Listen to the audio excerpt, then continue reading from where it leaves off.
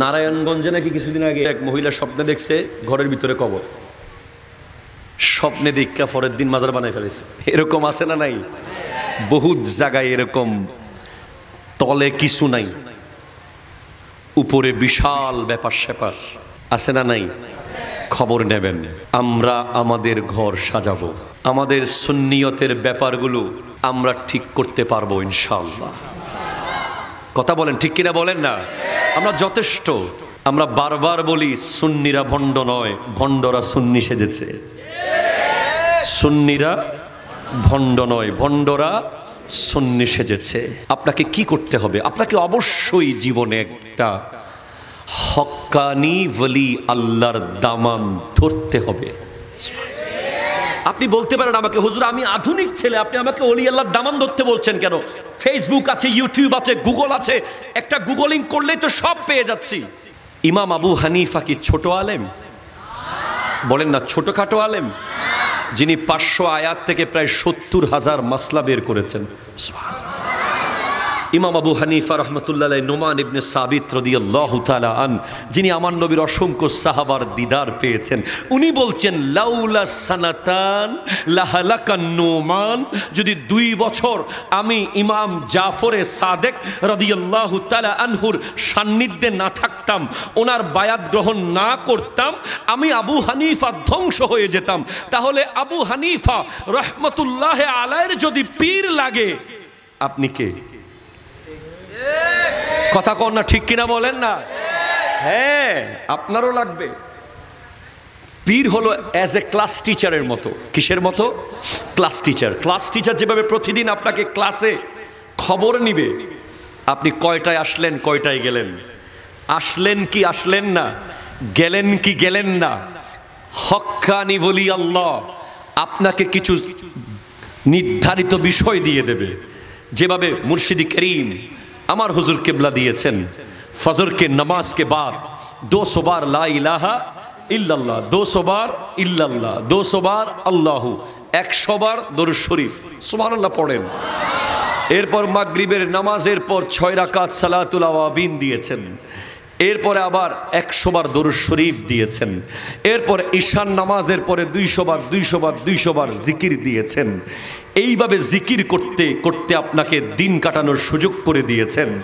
এরপরে দিনের যে অংশে আপনি ব্যস্ত থাকবেন না, আপনি ফ্রি থাকবেন, ওই টাইমটাতে আপনি যেন মানবতার খিদমত করতে পারেন, আপনাকে গাউসিয়া কমিটি বাংলাদেশ দিয়েছেন।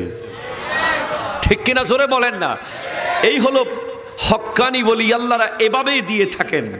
দেখেন, একজন ওলির দরবারে গেলে আমরা কি পেতে পারি? তাহলে যেই কম নিজেকে পাল্টাতে চেষ্টা করবে না, তাকে আল্লাহ পরিবর্তন করবে না।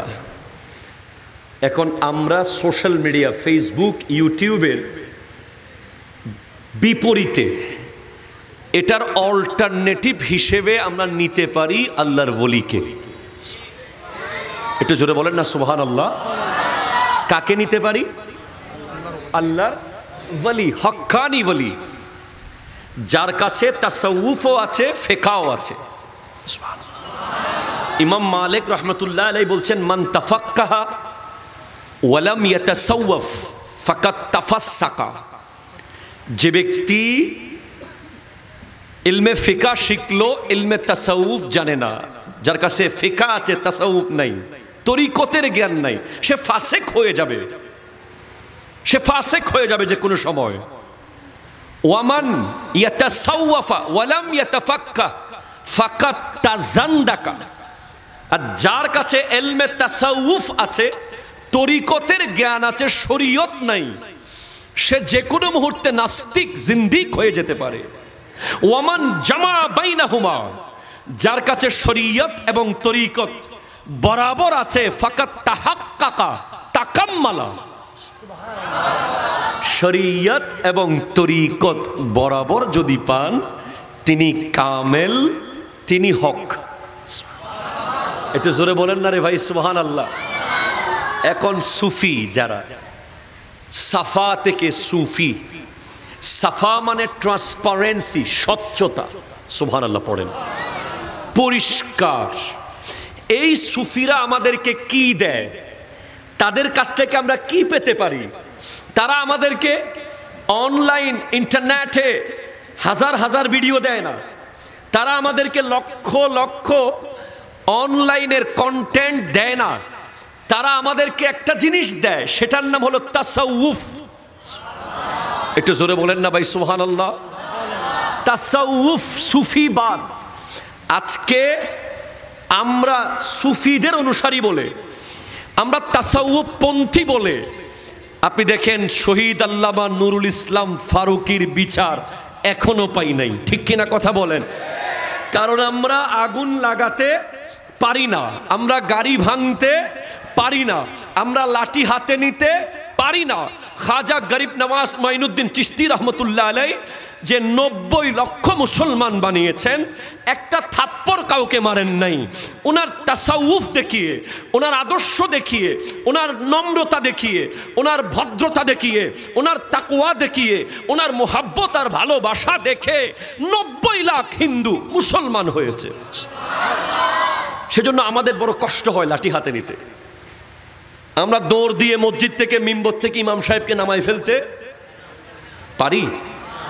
কোনোদিন পারছিলাম আমরা? অনেকে আমাদেরকে বলে যে আপনারা অমুকের দালাল ছিলেন, বলে কিনা বলেন না? আমরা কখনো ১৫০০ বছরের ইতিহাস দেখেন, আহলে সুন্নাত ওয়াল জামাতের অনুসারীরা কখনো কারো দালাল ছিল না, ঠিক কিনা কথা জোরে বলে? আমরা শান্ত থাকি, কারণ আমরা জানি দেশ যে মন চায় পরিচালনা করুক, যদি আমার নবীর শানে কোনো বেয়াদবি হয়, আল্লাহর শানে কোনো বেয়াদবি হয়, কোরআন সুন্নাহর বিরুদ্ধে কিছু আসে, তাকে অবশ্যই মসনদ ছাড়তে হবে, ঠিক কিনা কথা জোরে বলেন? হাত তুলে বলেন ঠিক কিনা বলেন? আমি নিজে প্রতিবাদ করেছিলাম যখন পাঠ্য বইয়ের মধ্যে শরীফ শরীফার গল্প ঢুকিয়ে দেওয়া হয়েছিল। আমি নিজে প্রতিবাদ করেছিলাম যখন মাদ্রাসার বইয়ে ঢোল তবলার ছবি দিয়ে দেওয়া হয়েছিল। আপনি আমার ফেসবুক পেজে গিয়ে এখন দেখতে পাবেন সেই দিন। আমরা কখনো কারো তাবেদারি করি না, আমরা শান্ত থাকি। ক্ষমতায় যার মন চায় যে সে যায়। খাজা গরিব নওয়াজ যখন শাহাবুদ্দিন মোহাম্মদ গুরি ভারত জয় করলো, গরিব নওয়াজকে বললেন, হুজুর আপনি মসনদে বসেন না। খাজা মাইনুদ্দিন চিশতি রহমতুল্লাহ আলাই বললেন, এটা আমার কাজ নয়, পিতৃরাজের পোলারে দায়িত্ব দিয়ে দাও, তাকে বলো আমার কাজ আমাকে যেন করতে দেয়, তার কাজ সে করুক। আমরাও আহলে সুন্নাত ওয়াল জামাতের অনুসারীরা আমার নবীর দ্বীন মাযহাব মিল্লাতের কাজ করি, সঠিক আকীদার প্রচার করি, সত্যিকারের ওলি আল্লাহদের খিদমত কাজগুলো আমরা করার চেষ্টা করি। আর এখানে কেউ বাধাগ্রস্ত করলে আমরা লাঠি হাতে নেওয়ার আগে আসমানি গজব তাদেরকে মসনদ থেকে নামিয়ে দেয়, ঠিক কিনা কথা বল? হাত তুলে বলেন ঠিক কিনা বলেন?